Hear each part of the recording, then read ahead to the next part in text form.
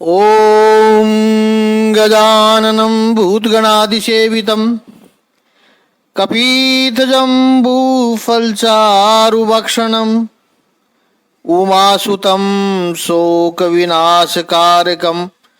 नमामि विघ्नेश्वरपादपङ्कजम्। कृष्णाय वासुदेवाय हरिये परमात्मने प्रणतः क्लेशनाशाय गोविंदाय नमो नमः। ओम श्री महापुरुष देवाय नमः। ओम श्री गुरुदेवाय नमः। ओम आनंद स्वरूप भगवान की जय।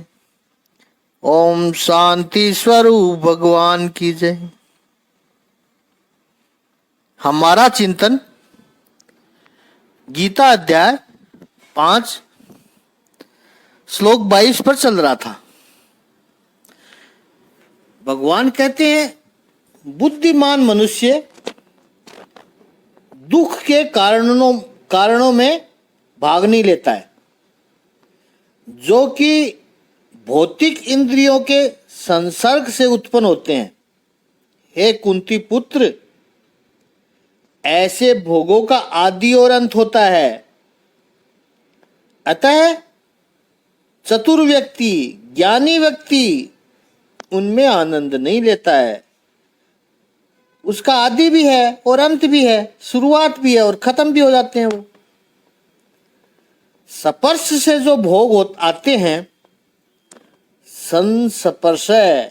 संस्पर्श का प्रभु ने यहां शब्द प्रयोग किया है। संस्पर्श का अर्थ है इंद्रिय और विषयों के संयोग से जो भोग सुख होता है। वह कैसे होते हैं? प्रभु कहते हैं वो आदि और अंत वाले होते हैं। उनका कोई अस्तित्व होता ही नहीं है। उनका एक निश्चित शुरुआत है और निश्चित अंत भी है। इतना ही नहीं है, वे दुख योनम एवते, वे दुख के कारण है। बुधः तेसु न रमते, जो ज्ञानी है, विवेकशील मनुष्य है, वो इन भोगों में रमते नहीं है। पिछले श्लोक का हमने चिंतन किया, 21वें श्लोक का। उसी श्लोक का भगवान यहां अधिक स्पष्टीकरण कर रहे हैं। संस्पर्श इंद्रिय और विषयों के मिलन से ही हो सकते हैं। इसके बिना भोग हो ही नहीं सकता है। इसका अर्थ यह हुआ कि जिसको हम सुख के साधन मानते हैं, सुख की अभिलाषा में हम वहां रहते हैं, वो वस्तुतः हमारे दुखों को प्रबल बनाते हैं। आगे चल के ये नहीं था तो इतनी समस्या नहीं होती थी, इतनी दिक्कत नहीं होती थी। स्पर्श अद्यावंता है। एसी के कमरे से बाहर निकलो आप तो बाहर की गर्मी अधिक कष्ट देती है। ऐसे ही अध्यात्म में होता है। मृत्यु लोक में हम होते हैं, यानी पृथ्वी लोक पर दुख है।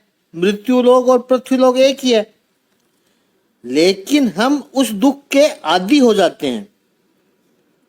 अब बहुत अभिलाषा मत करना कि स्वर्ग में जाना है, बैकुंठ में जाना है, क्योंकि उसकी अभिलाषा करोगे तो स्वर्ग और कुछ भी नहीं है, एसी में बैठना है, और वो भी परमानेंट तो है नहीं। भगवत गीता के 6 अध्याय में एसी में बैठना, इसका हम अर्थ समझेंगे। भगवत गीता के 6 अध्याय में भगवान श्री कृष्ण कहेंगे कि पुण्य जब खत्म हो जाए तो मृत्यु लोक में आते हैं लोग। क्षीणे पुण्य मृत्यु लोकम विशंति। जब पुण्य क्षीण हो जाए तो फिर मृत्यु लोक में आते हैं, और वही ऐसी से बाहर आने वाली स्थिति है। यही हम को समझना है। जब तक मृत्यु लोक में थे, मृत्यु लोक के सुख दुख से, अनुकूलता और प्रतिकूलता से आदी हो गए थे हम, अभ्यास हो गया था हमारा।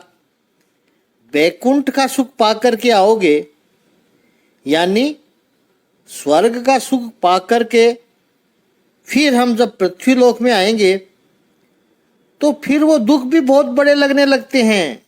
जैसे एसी से निकल के बाहर आते हैं तो कितना गर्म लगता है, कितना अच्छा नहीं लगता, वो अधिक कष्टदायी बनेंगे। और ये सुख दुख आद्यावंत है, आदि और अंत है इनका।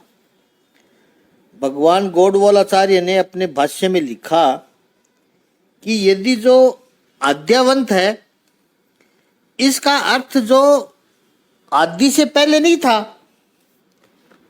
और अंत के बाद में भी नहीं होगा, उसका मध्य में होना भी न होने के बराबर ही है। वो बीच में दिखते हैं लेकिन है नहीं। पानी के अंदर एक बुदबुदा होता है, बबल।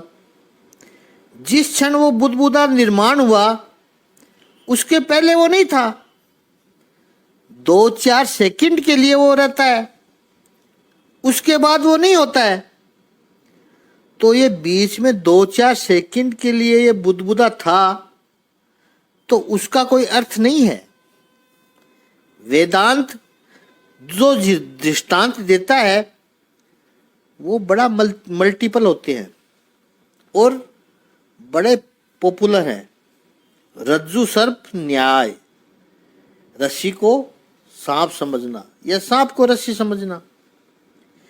रज्जु में आपको सर्प दिखाई पड़ा, आपको दिखाई पड़ा, उससे पहले क्या सर्प उसमें था? नहीं था। अब जब वो प्रकाश हुआ तो पता चला कि ये तो रज्जु है, ये तो रस्सी है। अब सर्प है नहीं, सर्प तो नहीं है, पहले भी नहीं था, बाद में भी नहीं है, तो बीच में भी तुमको सर्प दिखाई पड़ा, वो मात्र भ्रांति थी, सर्प था ही नहीं, क्योंकि शुरुआत में सर्प नहीं था, अंत में सर्प नहीं है, तो बीच में सर्प का होना ये भ्रांति है।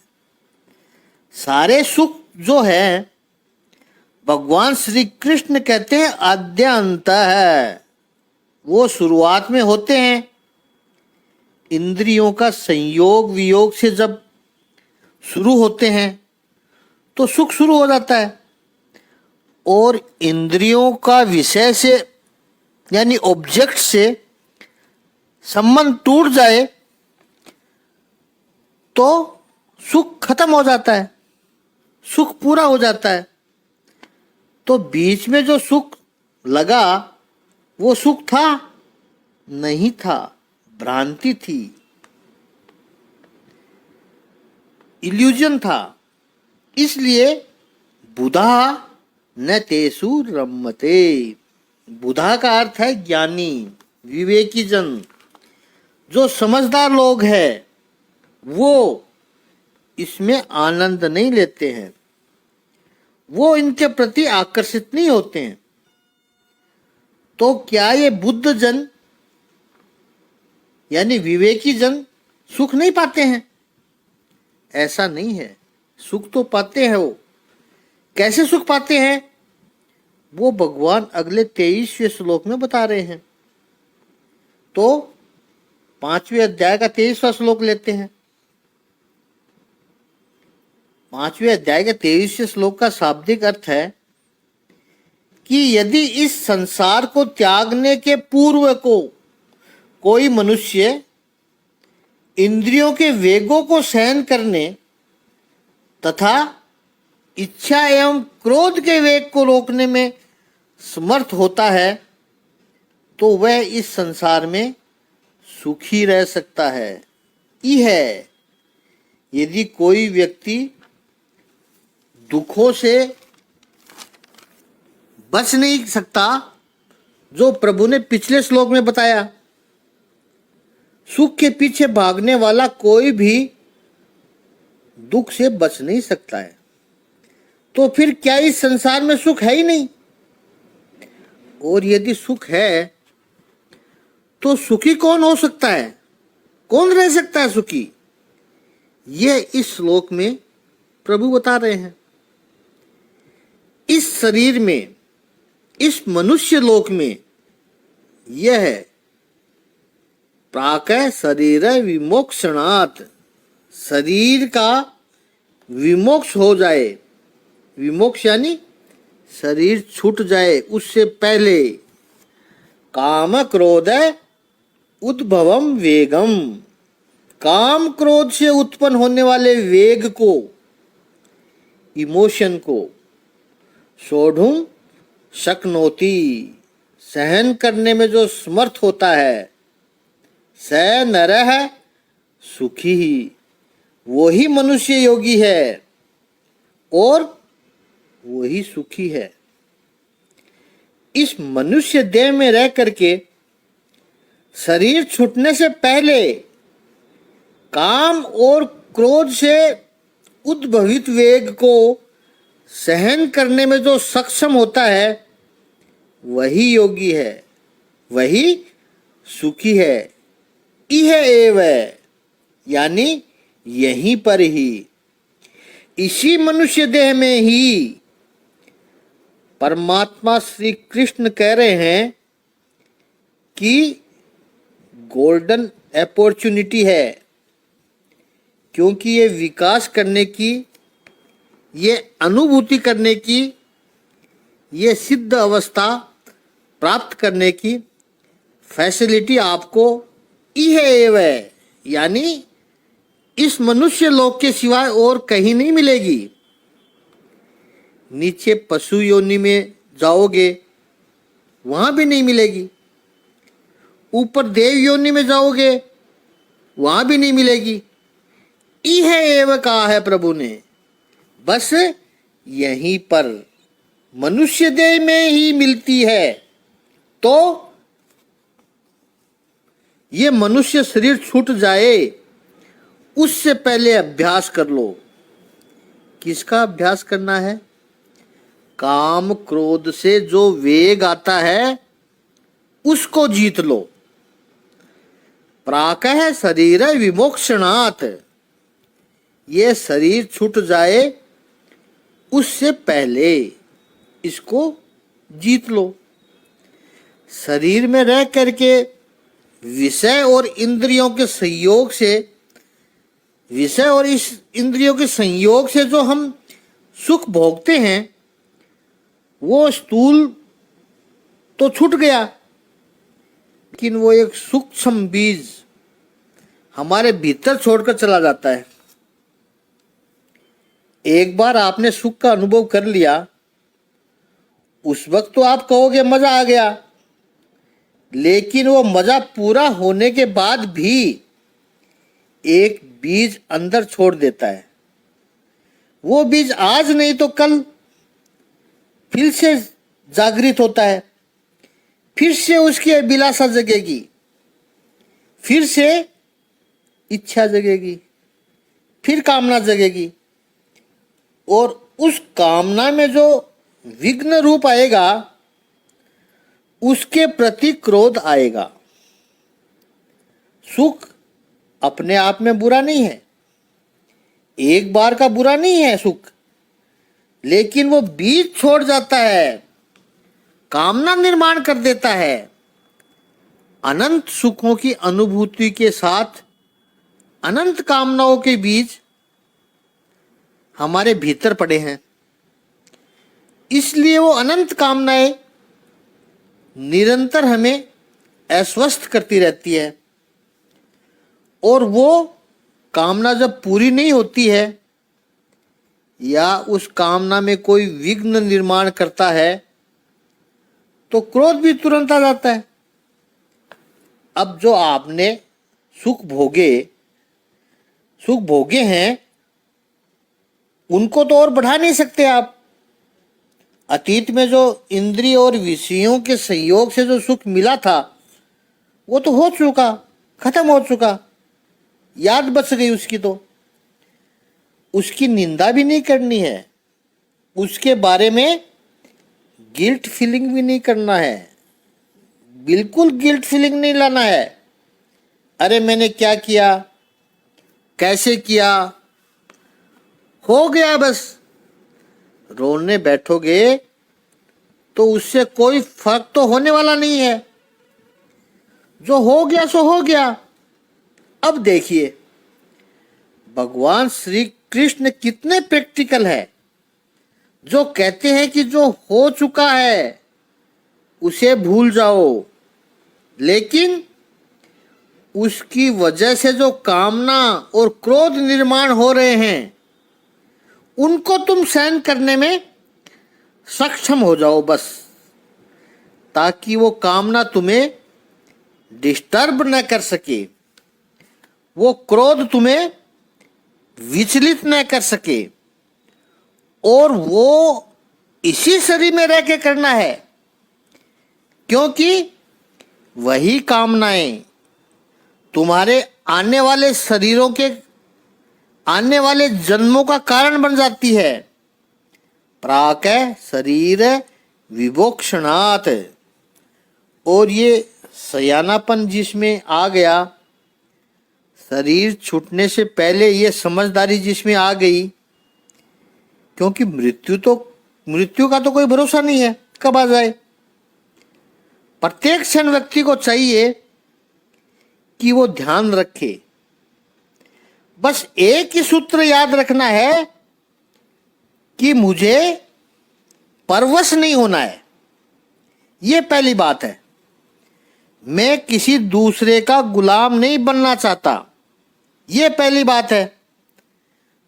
दूसरी बात, मैं अपने काम क्रोध के वश भी होना नहीं चाहता, उनके वश में भी नहीं होना चाहता, अपने काम क्रोध के वश में भी नहीं होना चाहता।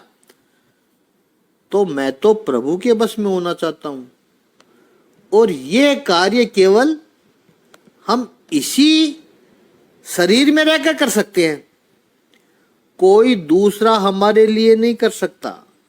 और हम किसी अन्य शरीर में रहकर भी नहीं कर सकते हैं।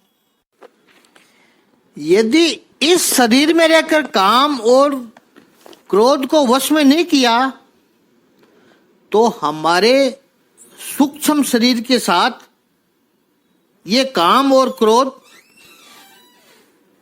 हमारे साथ दूसरे शरीर में भी आ जाएंगे। दूसरे जन्म में भी यही इच्छाएं जगेगी, यही कामनाएं जगेगी, यही क्रोध का भाव बना रहेगा, ये बीमारियां आगे चलती रहेगी। कामना का अर्थ है निरंतर वही विचार आ रहा है, निरंतर वही विचार, उसी में मनुष्य फंस जाता है। राधे लाल जी को उठते बैठते सोते जागते सुंदर युवती के विचार आ रहे थे, और अब तो स्वप्न भी उसी के आने लगे। दिन रात वही विचार, दिन में तो आते ही थे, रात को जब सोते थे तो स्वप्न में भी ऐसा लगता था कि वो सुंदर युवती उनको बुला रही है। स्वप्न में ही राधे लाल जी उठकर उस युवती के पीछे जाने लगते थे। वो इतनी सुंदर अदाएं करती हुई उनको बुलाती, राधे लाल अपने घर से निकलकर उसके पीछे पीछे चलते। फिर वो अपनी सोसाइटी में एंटर होती और इशारे से राधे लाल जी को बुलाती, अपने मकान में जाती तो राधे लाल जी भी उसके पीछे पीछे जाते। अपने कमरे में जाकर मनमोहक इशारे से बुलाती और राधे लाल जी मंत्र मुग्ध जैसे उसके कमरे में प्रवेश करने की कोशिश करते और तुरंत उसने दरवाजा बंद कर देती। इससे वो दरवाजा राधे लाल जी के नाक पर लगता और नाक से खून बहने लगता। राधे लाल जी के नाक पर जोर से किवाड़ की लगती और राधे लाल जी की नींद में से वो जाग जाते। निरंतर ये सपना रोज कई बार आता। राधे लाल जी परेशान हो गए। किसी ने कहा यह तो बहुत बड़ी बीमारी है तुम्हारी, तुम किसी साइकोलॉजिस्ट की सलाह लो। राधे लाल मनोचिकित्सक के पास गए। मनोचिकित्सक को सारी बात बताई। ऐसे होता है, दिन में और रात में सो ही नहीं सकता हूँ, ये सपना पूरी रात भर आता रहता है। मनोचिकित्सक ने कहा कि मैं समझ गया आपकी बात, आप यही चाहते हैं ना कि ये स्वप्न आना बंद हो जाए। राधे लाल जी कहते हैं कि स्वप्न तो चालू रहे, लेकिन वो लड़की दरवाजा बंद ना करे। आप कोई ऐसी दवाई दीजिए। अब राधे लाल जी जानते हैं कि स्वप्न है, लेकिन उस स्वप्न से बाहर आना ही नहीं चाहते। ये कामना है, ये कामना का आवेग है। काम क्रोध उद्भवम वेगम सोढ़ुम शक्नोति। इस वेग को सहन करने का जो श्रेष्ठ उपाय है वो क्या है? शास्त्रकार कहते हैं इस आवेग को उत्पन्न ही न होने दो, क्योंकि एक बार यह आवेग उत्पन्न हो गया फिर उसको रोकना कठिन है। ये काम और क्रोध के आवेग कैसे हैं? जैसे सोडा की बोतल आप खोलो और जैसे ही वो फोर्स से लिक्विड आता है, फिर उसको रोकने का प्रयास करो तो उसको नहीं रोक पाओगे आप। तो श्रेष्ठ तो यही है कि वो बोतल ही मत खोलो। खोला तो रोक नहीं पाओगे। कैसे करें? काम क्रोध आदि वेग के कारण अंतःकरण में उत्तेजना आती है, अशांति आती है, संघर्ष आता है, फ्रस्ट्रेशन आता है, अपनी अल्पता का बोध होता है, अपनी कमी महसूस होती है। उसके कारण मनुष्य सुखी नहीं रह सकता है। महापुरुष कहते हैं कि साधक पथ पर चलकर जो कुछ प्रसाद प्राप्त हुआ है, उसके आधार पर महापुरुष अपने अनुभव शेयर कर रहे हैं। वो आपके पास हम लेकर आए हैं। साधक के अनुभव की 4 अवस्थाएं हैं। यह विषय सभी को स्पर्श करता है। काम क्रोध का आवेग सभी को स्पर्श करता है। पहली बात तो जो प्रामाणिकता से साधना करता है, उसको ये काम क्रोध के आवेग पहले जितने आते थे उतने अब नहीं आ रहे हैं। ये उनका अनुभव है। यदि आपकी उपासना सही मार्ग पर जा रही है, तब अनुभव होगा कि काम और क्रोध के आवेग की फ्रीक्वेंसी कम होने लगी है। एक बात यहां स्पष्ट कर दें कि कामना का अर्थ कुछ लोग मर्यादित कर देते हैं, बहुत मर्यादित कर देते हैं। स्त्री पुरुष का संबंध इतना ही मत समझ लेना। कामना का अर्थ है इंटेंस डिजायर, तीव्र इच्छा किसी भी चीज की हो। इस काम को विराट अर्थ में लेना है, केवल संकुचित अर्थ में नहीं लेना है हमें। जीवन की सारी कामनाएं मिलकर काम बनता है। तो साधना पथ पर चलते हुए साधक का अनुभव है कि इनकी फ्रीक्वेंसी कम हो गई है। दूसरा, पहले जितने आते थे अब उतने नहीं आते हैं। उनकी इंटेंसिटी भी कम हो गई है, उनका वेग हल्का हो गया है। ये अनुभव है महापुरुषों के कि उन्होंने कैसे कंट्रोल किया। तीसरा, पहले जितनी देर तक आवेग टिकते थे उतनी देर तक अब ये आवेग टिकते नहीं है, उनका ड्यूरेशन कम हो गया है। पहला कहा फ्रीक्वेंसी कम हो गई है, दूसरी बात कही इंटेंसिटी भी इसकी कम हो गई है, तीसरा कहा ड्यूरेशन भी उसका कम हो गया है, और चौथा बहुत महत्वपूर्ण है कि काम क्रोध के आवेग के बाद पश्चाताप का जो भाव है, रिपेंटेंट, वो प्रमाणिक और जेन्युइन होने लगा है। ये साधक का अनुभव है। प्रत्येक व्यक्ति को ये सताता तो है। हमारे साहित्य में बहुत सुंदर वर्णन है। ययाति ने जब देवयानी के सौंदर्य को देखा, ये कथा तो भागवत में भी है, लेकिन ये श्लोक भागवत में नहीं है।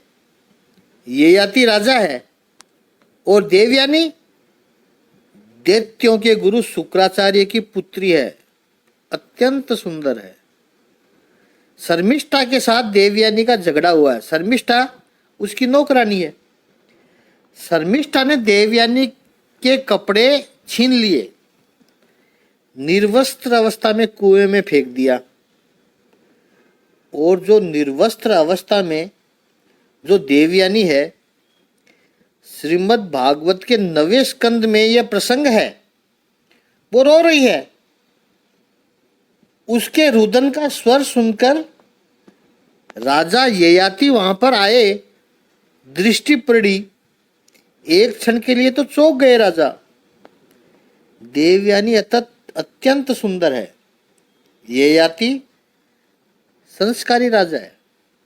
देखो, ययाति की मनोस्थिति का वर्णन किया है यहां पर इस श्लोक में। ययाति के मन में दो पक्ष हो गए।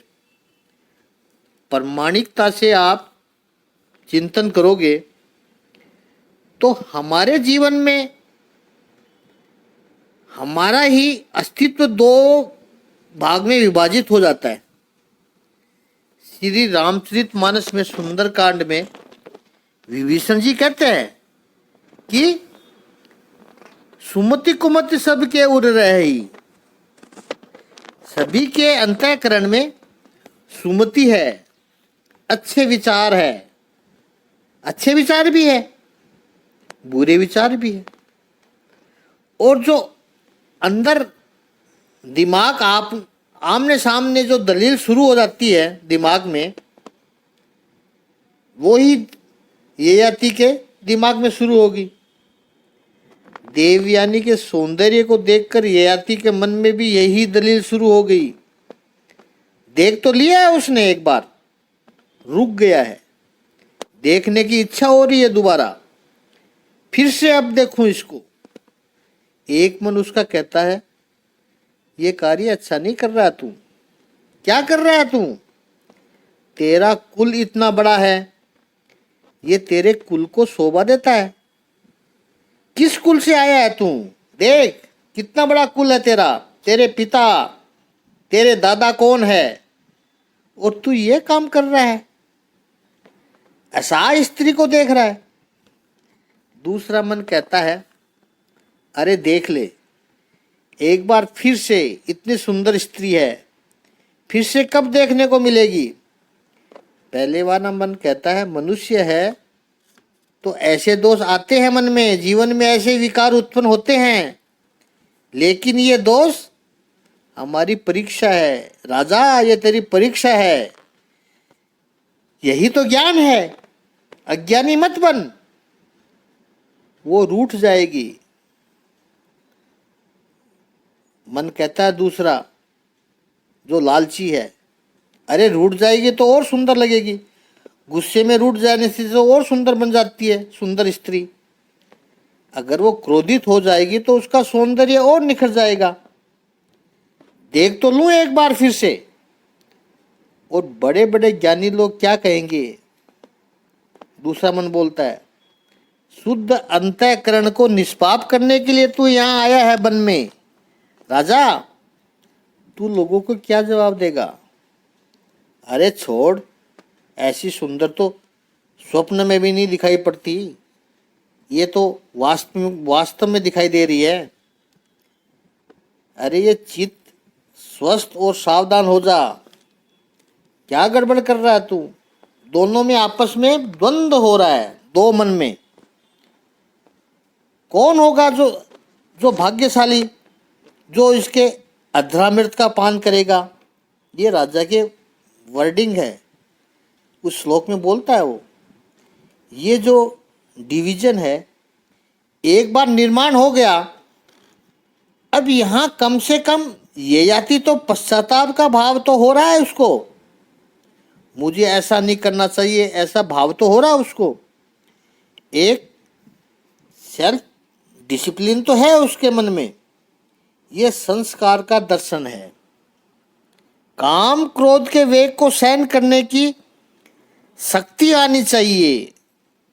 संयुक्त से सुखी नरः, वही योगी है और वही सुखी है। इस बात को भगवान ने दूसरे अध्याय में स्थित प्रज्ञ का वर्णन करते हुए 70वें श्लोक में भी बताया था कि कितना सहज होना है चाहिए योगी को। जैसे समुद्र है, उसमें दुनिया भर की नदियां समा जाती है, लेकिन समुद्र उनसे छलक नहीं जाता है। और कोई एकाध सरिता न आई तो समुद्र उसे ढूंढने नहीं निकलता है। जो आया उसको स्वीकार, जो नहीं आई वो उसकी मर्जी। सामने से आ गया स्वीकार है, नहीं आया तो उसके लिए कोई अस्वस्थता नहीं है। ऐसे संसार की सुख सुविधा सामने से आ जाए, उनको स्वीकार करता है। और जो नहीं मिले उसके लिए बेचैन नहीं होता है, परेशान नहीं होता है ऐसा व्यक्ति। ऐसा स्थित प्रज्ञ ही, वही महापुरुष शांति प्राप्त करता है। कामनाओं के पीछे भागने वाला जो है वो कभी शांति को प्राप्त नहीं हो सकता है, अशांत ही रहता है। भगवान कहते हैं कि काम और क्रोध के वेग को सहन करने का अभ्यास करो तो अवश्य विजय प्राप्त होगी। यह स्थिरता बहुत बड़ा लक्षण है। आगे का चिंतन कल करेंगे, थोड़ा बड़ा हो रहा है ज्ञान।